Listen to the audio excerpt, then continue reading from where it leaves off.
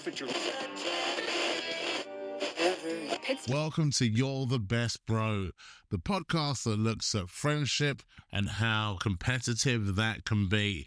But before we get going today, we hit a milestone today. We did. And we have got over now. We have got over 200 followers on Instagram. We can use the term viral now. Joe Rogan needs to watch out. Joe Rogan, we are coming for that top spot. The tortoise and the hare. I don't know which one we are at the moment. But a genuine thank you to all the listeners, everyone who's listened, shared and streamed, downloaded. Thank you to you all. Yeah, and keep engaging, keep sharing. Thanks for helping the pod grow. I have an update for you on the neighbour bin debacle. Oh, yes. I'm calling this bin gate. I want the update on Bingate. I bumped into my neighbour. She was putting the rubbish out. I was taking my rubbish out. And I did actually think maybe she'll ask the question. I was waiting for, been meaning to ask you, a couple of weeks ago, did you put our bins out? And I'd be going, yeah. Oh, I forgot I did that. Yeah, you were lingering outside for a bit. Understandable. Because it didn't happen straight away, I did another nice neighbourly thing and helped her put her rubbish in the bin. So she had the bag. It was recycling, so the box had been put in a really weird angle.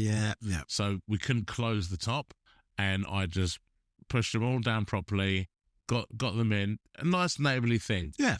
Asked her how it's going with the baby. I did a lot of not just good neighbourly stuff, just checking in, nice things. Now, about 3 weeks have passed. Yeah.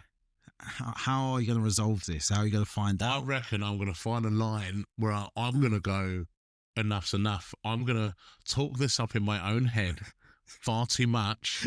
This is not the first time I've taken things too far for stuff that is so trivial. Sure. I know this is firsthand. So I'm convinced that Eddie Murphy hates me. Why? What did he do? So when I first started comedy and I first went on Twitter, I was looking for that tweet that would go viral. Of course. I've got this weird thing that if I get a thought, I play it out in my head like it could happen, but I will convince myself that it could happen. Right, I see. Yeah. Yeah. So ice cream truck goes past. I hear the noise from the ice cream truck. Instantly, I think of Delirious when he does the ice cream joke. Yep. And I had this really cool thought. And I put this tweet up. At Eddie Murphy, you know it's comedy genius when 30 years later, I hear an ice cream truck and I still see red leather. I'm going to say I still stand by the fact that is an amazing tweet.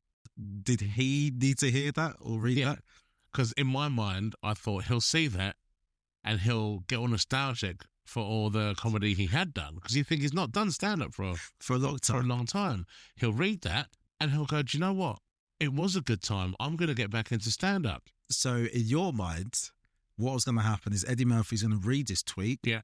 Reply to you. Not just reply to me. But restart his stand-up comedy career. Yeah. And credit you. Not even just credit me. How cool would it be? I genuinely thought this as well. How cool would it be if he went, do you know what? I'm going to get this guy to open for me. I want you to bear in mind that at this point I'd done 4 gigs. And off the back of a tweet as well. It would be one of those stories where everything goes, wow, can't believe that happened to you. And did you also envision yourself on, like, say, Alan Carr, talking about your break into comedy? So, Emmanuel, is it true that your comedy really took off after a simple tweet? I thought, well, he's going to bring me out on stage, I'm going to open for him, and then he's going to decide, I mean, Beverly Hills Cop, maybe Axel's got a little brother from the UK that he didn't know about, and I was going to get into the movies. Yes, I'd have to relocate to America, but I thought, maybe I can come back and forth. We'll work it out. Yeah. That's the most confident I've ever pressed tweet. And I thought, my life is about to change. And I just sat back and waited. I want to know, do you still know how many likes that tweet got? No. Although the story's not over. Oh, sorry. No, sorry. Oh, yeah, sure. That was all. I know, that was normal. Because that was all in your head. So yeah, that was all in my head. And I was waiting. This tweet was going to go out, and then this would be what was going to happen. I then, after I think 3 days, thought he's not replied back. Now, rather than thinking he's probably not seen it, I thought something might be wrong. So I've tweeted him again. Oh, wow. But replying to the same tweet. Of course, so he knows this is what it's about. So I've now replied back to my own tweet, which is embarrassing enough. Yeah. But I wanted to make sure that he saw that tweet. Because if I did a new tweet, maybe he didn't see the first tweet. And he have no context. He's got no context. So I sent him another one. And it said something along the lines of, at Eddie Murphy, again, winning strong. Just checking in. Because we're mates, so I have to check in. Just checking in that you're okay. Because I sent the tweet attached a few days ago and you haven't replied. I just wanted to make sure everything was all right. What did you think the probable outcome of that tweet? He'd read the tweet and go, "What was it? What's he talking about? I must have missed that tweet." Go back, read the tweet, and go, "Wow, no, that's hilarious. What a card!" Yeah, and then go, "What? That was 30 years ago." At Emmanuel Stand Up, thanks for reaching out. What are you up to for the next 8 to 12 months? That's what was going to happen. A couple of days, nothing. I should have stopped there. Oh, God. There's a lot more. I then put another tweet out at Charlie Murphy. Oh, my gosh. Please, could you do me a favour? Oh, my God. And go and check in on your brother at Eddie Murphy, because I've sent him this tweet. He hasn't responded, and I just want to make sure that everything's okay. Which, again, I thought his big brother would then go, let me go. I don't know. I don't know how close they live or what the situation was. Maybe it's a prompt for him to go round there. Now, did you think Charlie Murphy would just forward it onto Eddie and not look, or he himself would then look at the tweet? Yeah. And go, Of course he would, yeah. This guy's hilarious. I've got a friend, Dave Chappelle. I thought the industry will start speaking about me at this point. Yeah. Who's this new kid from the UK that has got in 140 characters? Because that was edited, because it started off longer and I had to whittle it down. A couple of days later, nothing. So you've been ignored by 2 Murphys now. I've been ignored by 2 Murphys. I want to say it stopped there. At Mel B. No.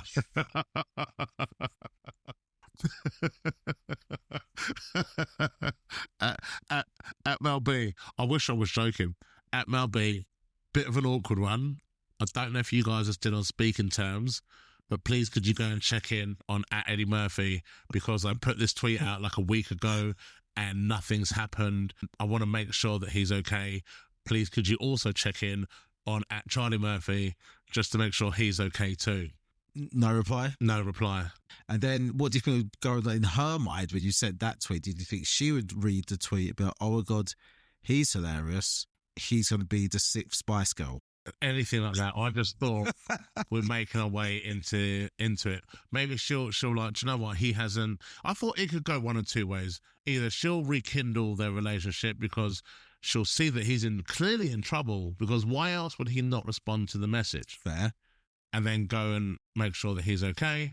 Or she'd be like, I'm going to connect you over here and we can see it. Then once you're big over here, he'll be like, damn, I should have messaged him back. That's when I gave up, only because I don't know any other relatives. His daughter or his son is marrying Martin Lawrence's son or daughter. Yes, they are. I saw that. Yeah. So that child that they have is genetically predisposed to be hilarious. Imagine if that child isn't funny. They won't be, because the expectation's too high. When you've got really talented parents, that is a lot of pressure for the kids. Loads. So Brian McKnight, for me, arguably one of the greatest R&B singers there ever has been. I think the dude is incredible. Have you seen his son sing? No. They are awesome. Oh, awesome. And you're like, and all of them are awesome. Right. But all of them are awesome. And I saw this clip where he does the national anthem and they do this ridiculous harmony. Jeez. And you're just like, well, of course. Yeah. Of course you're awesome. And then I look at Boys to Men and their kids, because they've got, I think it's Wanye's kid. Like, yeah. They're good. They are good, Yeah. but that's a lot of emotion for a 10-year-old. Yeah, you haven't lived those experiences. Yeah, so it doesn't come across well because Yeah. you're a child. Like, who's cheated on you? And why do you care so much? You're 10. You shouldn't be in a relationship. Focus on school. Even boys to men generally, I can't listen to them the same way as I used to. Why? I've realised now that they spent the whole of the 90s just apologising for shit they didn't do. Just being heartbroken. Just constant. I mean, I'm not surprised she cheated on you if you're always this miserable. It's not fun, is it? No, he's got real cock attitude in that one. Baby, I knew you were cheating on me. I just didn't care. I just love you. He would have been in the room apologising whilst they were banging, I reckon. He would hear his missus banging. Yeah. And he would knock on the door, not get a response. And he would open the door, see the scene, and be like, sorry, guys, and just close the door. I wonder if that's where the lyrics came from, speaking to one of his friends and got bad advice. When you think about the rest of the song, the other guys, so I don't know the names of each person in the band, they're upset that they're breaking up. Yeah. And then he comes in at the end with the deep voice. Yeah. Just going, no, I'm sad. It's all my fault. Yeah. I wonder when it came to recording that song and writing their lyrics, the rest of the group were like, what is he on? We've come to the end of the road. It's done. Yeah. And he's just like, nah, but maybe it's my fault. You know, when you look at lyrics, song lyrics now, read quite creepy if you say them. Oh, yeah. So what is it? Now that we've come to the end of the road, still I can't let go. You belong to me. I belong to you. Mate, you need to calm down. That sounds like a suicide pact about to happen. Mariah Carey, Always Be My Baby. Yeah. That is a tune. Yeah. Now just say the lyrics. She sounds like a psycho ex-girlfriend. Oh, yeah, I know song is. Oh. Right. Read the lyrics. So you'll always be a part of me. I'm part of you indefinitely. Indefinitely. Indefinitely. Like there's no end to me being a part of you. We're always a part of each other. Boy, don't you know you can't escape me? Oh, darling, 'cause you'll always be my baby. And we'll linger on. Time can't erase a feeling this strong. No way, you're never gonna shake me. Oh, darling, 'cause you'll always be my baby. This is what I like about music. You can say some of the most fucked up things, and because there's a really cool tune behind it, you let those fucked up things go. Yeah, just let it fly. With Boys to Men, I think they must have got given some terrible relationship advice, because all of their songs, there's got two versions of songs. They're sorry, yep, or thank you for listening. That's all of their songs. When you look back at the videos, they're not cool guys. Have you ever seen them in interviews? No. It looks kind of depressing. Because it's like they've always been like uncle-ish. Yeah, 100%. From being young. Yeah. Even as like when they were boys. Yeah. They had uncle energy. Like they never had leather and open chest. One of them always had a cane. Jesus Christ. When we talk about giving your friends advice, advice is a tricky one, because advice is always based on what you would do in that situation, but you're not that person. Right. And also I get paranoid thinking that's a lot of power when someone trusts you to ask your opinion and might do what you say. So yeah, these people are asking the internet for advice. Right. I mean, if you ask the internet for advice, there's anything that happens. If you ask the internet for advice, anything that happens is your fault. This one is titled, Are My Friends Assholes? Or Is It Normal Behaviour? For my birthday, I wanted to play my favourite game with them, and I was looking for... Sorry, let me just say this to the listeners. I'm reading this off Reddit, meaning that if I read this incorrectly, that may just be how it's written. Just let you know that I'm not an idiot. Yeah, I want that as a disclaimer. Yeah. Because as I started reading this, like, there is no punctuation here. I'm just flying into this sentence. Right, so for my birthday, I wanted to play my favourite game with them, and I was looking forward to it all day, and when I asked them to play, they just said, no, we don't like that game. Well, how old are you? Without a second thought, and started to make fun of me and rage bait. Even though I play every game they like without a complaint, even though I might not like it. I thought they would say yes since it was my birthday and I have known them for 8 to 9 years. They have done this before, making me feel left out and not considering what I want to do and play. I really enjoy playing with them and having fun on the game. So I guess it's a console they're playing, but they just make me feel not heard sometimes. So is that normal friend group behaviour or no, because I'm starting to consider our friendship, maybe reconsider our friendship, if they really like me or not? I think, first of all, can we figure out the age of this kid? I have no idea how old this person is. 8 to 9 years. I've got to guess this is like 17, 18. Yeah. These are formidable years. Right. I've never been the runt of a group, and if I have, I've not knowingly been the runt of the group. So in my friendship group, everyone at some point will take the title of runt of that group, and it could be for anything. If you do something stupid, that will come back, and you have to take that roast for a while. So that sounds like your friendship group's actually a quite democratic, egalitarian friendship group, because anyone could become the runt. It's not the same person always the butt of the joke. It could be how you said something. Yeah, you might have a point, but the way you said it. So we had one of my mates made the comment of he believes that he could think himself thin. He didn't have to go to the gym, and he had a whole ethos behind it. Like, there was thinking, but the way he titled it, we were like, "Oh, hello, look at this one. You're gonna think yourself thin, are you?" Yeah, and that was it. And we still, every now and again, that will come up because it cycles. Has he lost weight since? Yeah, he has, but not because of that.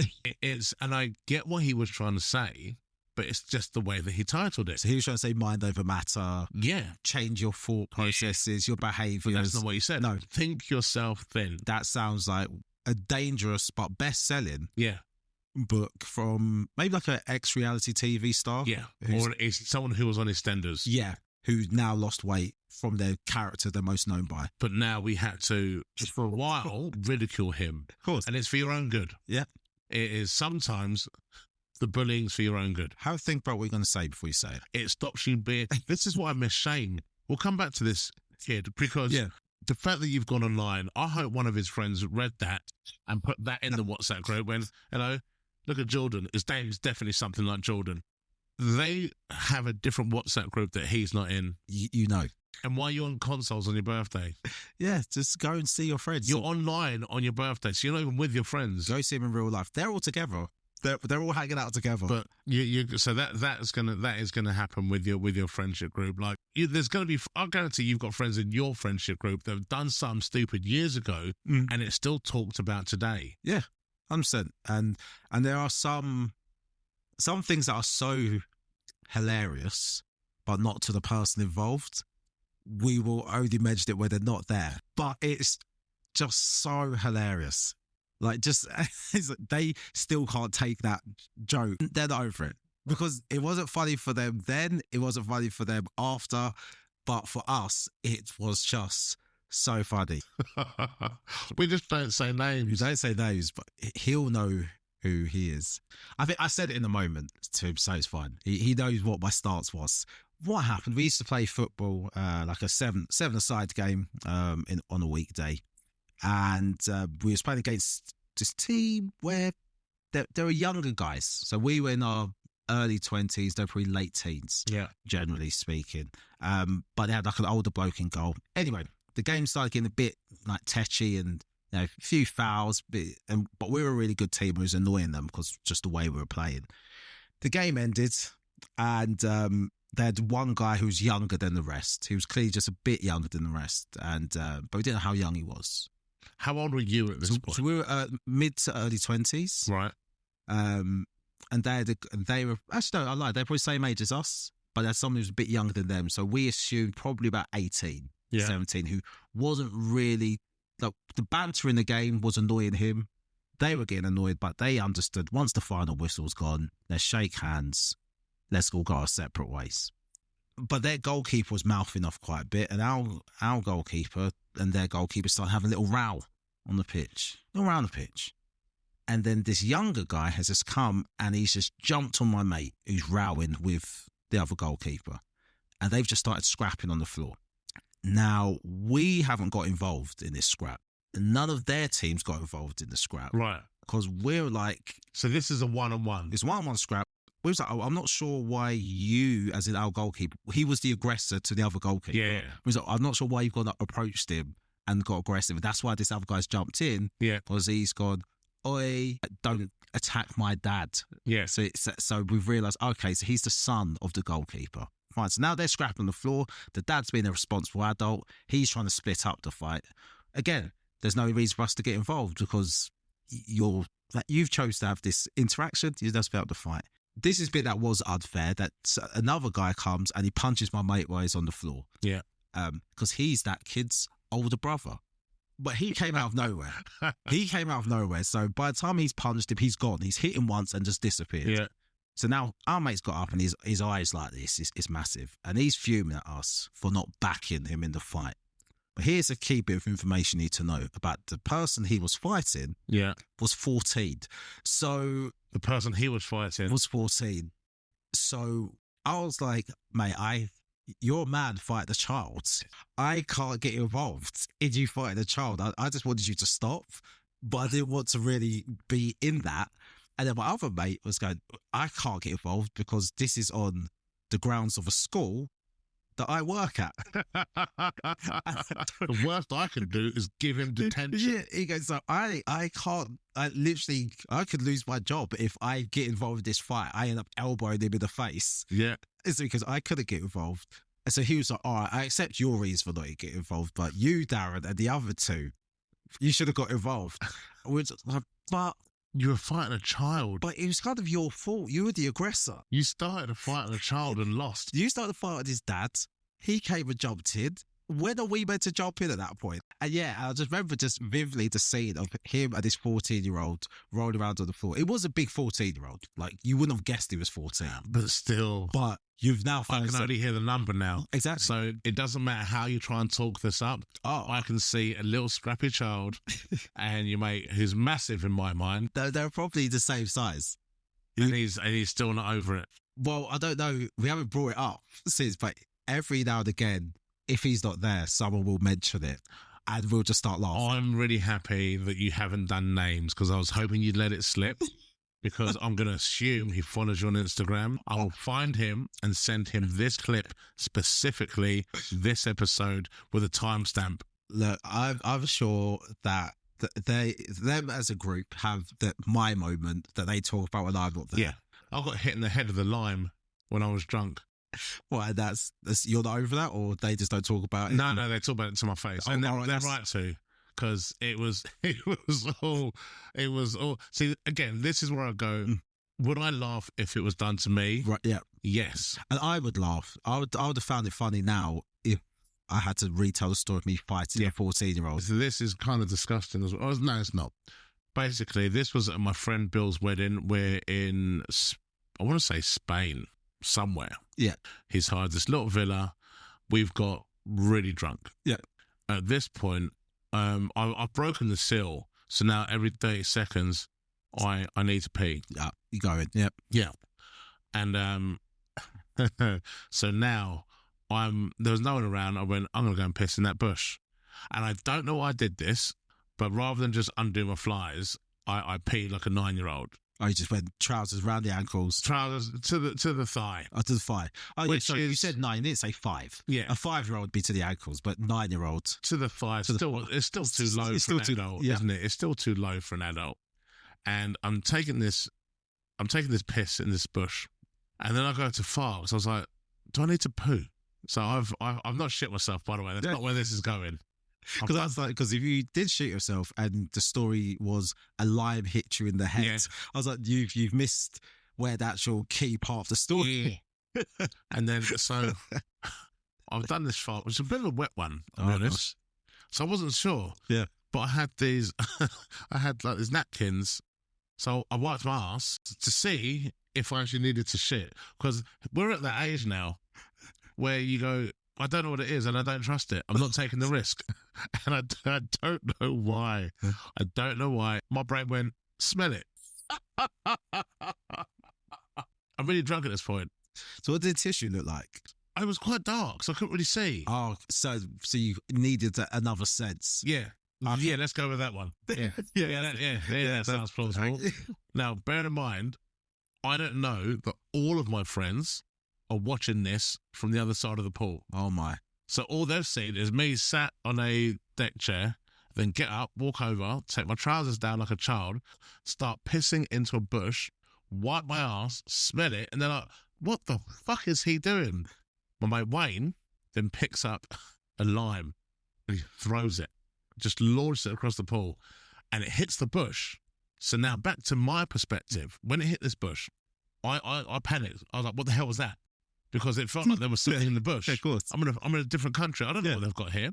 So I then panic and try to run off out of fear, which must have looked hilarious, me trying to pull my trousers up. And then Wayne has just launched another lime. And as I'm running, it was like, do you know when you see those films where someone's running away and they throw the can and it hits them? Yeah. It was like that. He threw this and it hit me right in the back of the head and stumbled forward. And now I'm in this bush. And you're panicking because you're thinking, that animal, that whatever's in the bush is in there. It was only when I turned around to see them laughing that I was like, okay, there's nothing in the bush. They've seen everything. There's no explaining yourself out of this. And even then, it was like I had an out-of-body experience where my conscience sat me down and went, you're going to have to take whatever they say. Yeah. Plead guilty on this one. This is the quickest route out of this. Yeah. And every now and again, that will still come up. Yeah, because if you try to protest that, you try like, no, we'll understand it.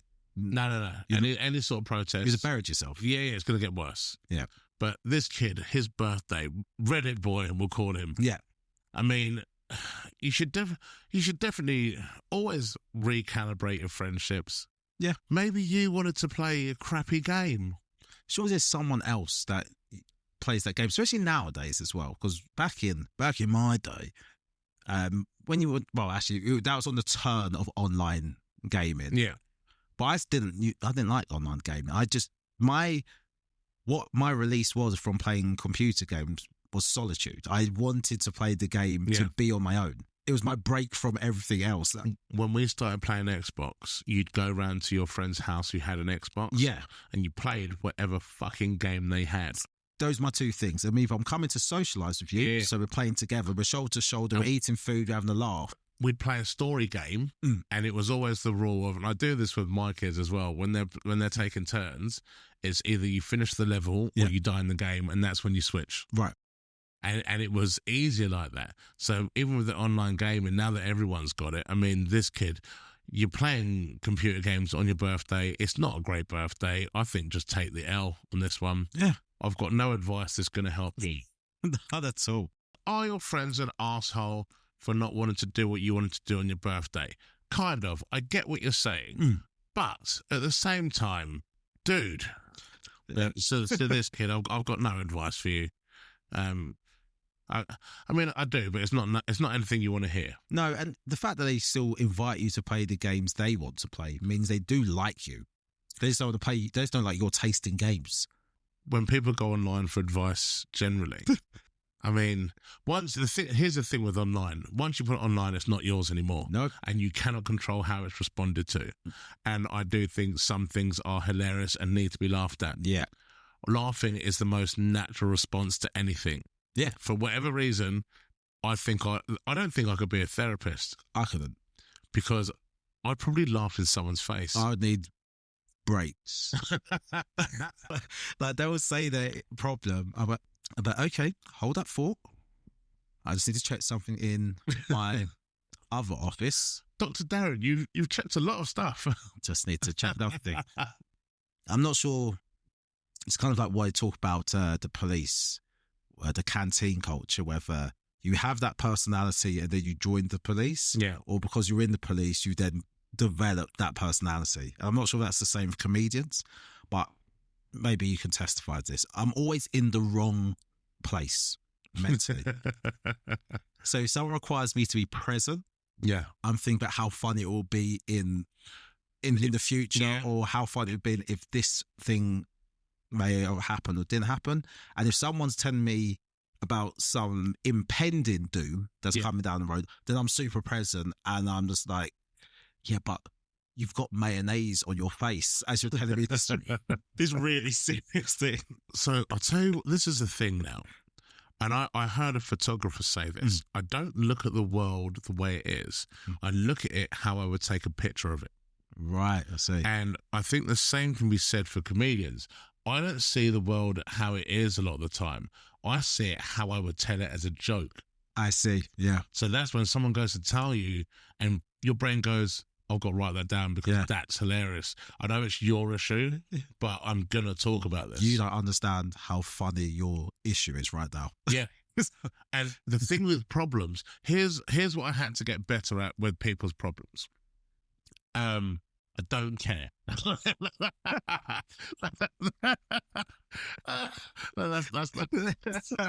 kind of is, but it's not. Yeah. I think because problems are relative. Yeah.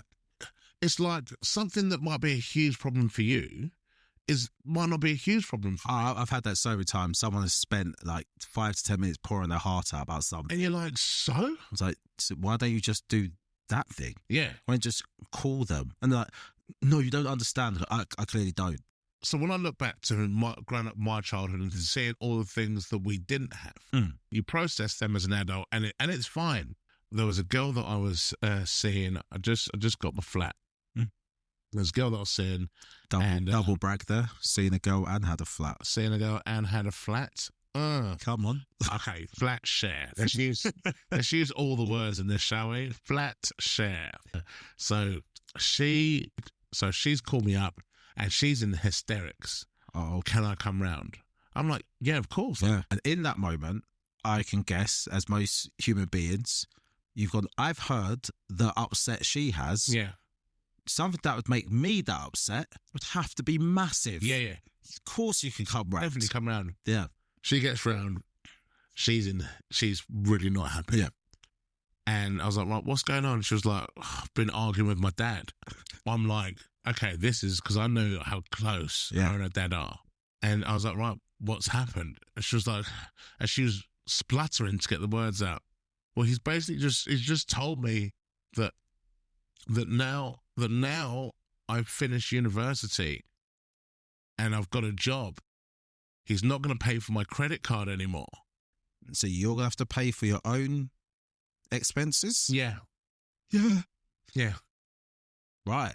But then it did afterwards. I thought, you know what? In comparison, like for her, that was a real issue. Well, I heard someone saying, if you've never had to lift anything, a feather feels like a ton. Because you have. I mean, whoever came up with that analogy, it wasn't is a exactly fucking idiot. It wasn't exactly that. The word was terrible from me, but you get the sense of it. I wanted to be on the side of it. Yeah, no, actually, no one walks up to a feather and goes, "Oh, fuck me." True. I've never lifted this before. Maybe not a feather, but yeah, they can't cope. I get the sense. Yeah, but you need to work on your analogies. It wasn't mine. I'd have called that person out straight up. I was watching something. That's the case, though. Like for some people, like that is a real issue. It's like when you hear. And what's so annoying about that person? I bet that when it came to them buying a house, their dad's like, "Here's your deposit." Yeah, and it was like, "Oh, I forgive you for the for the credit card debacle." Yeah, it's like I drove over this car that my dad bought me. That's the thing. Not that she's a bad person. No, she's a lovely person. That is just what she's accustomed to. Exactly. So. It's when you put things into perspective, like it's still a problem. Yeah. It's just not what, it's just, I don't consider it a problem. So I now have to dial the voice down in my head that just wants to go, shut up. What are you talking about? Get a grip. I'm definitely better at it now because I realise that I'm projecting. Yeah. Because to them, it's a big problem. Yeah. So I'm now like, let you have your big problem. And I will listen to it. And I'll do my best to be as empathetic as I can be. Because I might not be able to relate. Right. Because Daniel Sloss does a bit on it. I've just thought of it. When he goes, you don't do it the other way. You don't minimalise someone's joy. I do sometimes. I might actually start doing that the other way. Because that just sounds fun. You come back, kids like, I got the best mark in school. Did you? Oh, well done. What's maths? Okay, brilliant. What about your English? No, not good at. Wow. Oh, okay. How that compared to kids at other schools? There was a kid at my school that got A stars in everything. He took extra GCSEs Oh, it's one of those kids. to get A stars in everything, Yeah. but he looked like he had no choice. Yeah. Because I actually wonder what he's up to now. It's so irrelevant, but it's there now. So it's a pod. I wanted to know what race he was, but then I didn't want to know. I assumed What did you assume? Asian. No, it's white. Why? As an English kid, yeah. Oh, well, it's going to be Asian. It's going to be Asian parent, just like. No, you'd think so, but this was what, 96. We didn't have many of them in the school. Fair enough. Stereotypes are a funny thing Really? because obviously you've got positive stereotypes, negative stereotypes. And I think that was a neutral stereotype I had in my head. Yeah, because it's not positive, isn't it? Yeah. It's not insulting. No, it was just I just thought hardworking kid at school who would take extra for extra. So I now don't get bothered by stereotypes. I'm interested in why. See, this is my next thing. So stereotypes now don't bother me. I will happily turn up late to everything if everyone assumes I've got a massive penis. I'll take that one. No, you do. You have to take the good with the rough and the smooth. Yeah, but I'm with you now. I started thinking, how did these stereotypes come to pass? Yeah. How much does somebody have to do something for that to be locked in? Yeah. How many black guys were late? Yeah. Until someone went, they're all late. They're all late. To the point that then even we as black people just accepted we're late. It's black people time. Yeah, we're just late. You're here at 4. Yeah. Yeah, the invite said 4. Yeah, I know, but it kind of said any time after 4. Yeah. You've come at 4:01. Here's one. How many blonde women did something so stupid? There was like dumb blonde. Dumb blonde. Oh, that's nuts. Yeah. Because I thought, growing up black, you think racism is the biggest kind of discrimination there is, and everything after that is just nonsense. Yeah. And so when I used to speak to like blonde women who really do get upset at that stereotype because they are actually very intelligent, and I'm like, what's the big deal? But then I think it's the same thing. So you think they're walking in there and someone's making a judgment about them purely based on how they look. Exactly. And they now have to battle against the stereotype. You could be as smart dressed as you like. How many times have you had it when you can go in somewhere in a suit, immaculately dressed, and there's the whole joke, what do you call a black guy in a suit? A defendant. Like even in that, like there's so many of them. Yeah. And so you realise that there's stereotypes, but I just want to know how many. Yeah, and where did it come from? We don't know what was going on at that time. And then it's like the pressure. Like, did the stereotype come? Or every stereotype has come back with someone going to another person. You know what they're like. Do you know what I like about this episode? What's that? We started off with the kid that needed help through Reddit. We've not answered him. We've given him no advice whatsoever. And I mean, actually saying that, we've not helped. Not at all. We've done nothing. I mean, well, no, our advice for him was just to suck it up. I mean, that's not good advice. No. But it's advice. Yes. You put it online, that's what you get. I think that's fair. Thank you for listening to another episode of You're the Best Bro. In this one, I think we figured out that neither one of us is the best at most things. No. Keep listening, keep subscribing, share with your friends. And come back and join us for our next episode.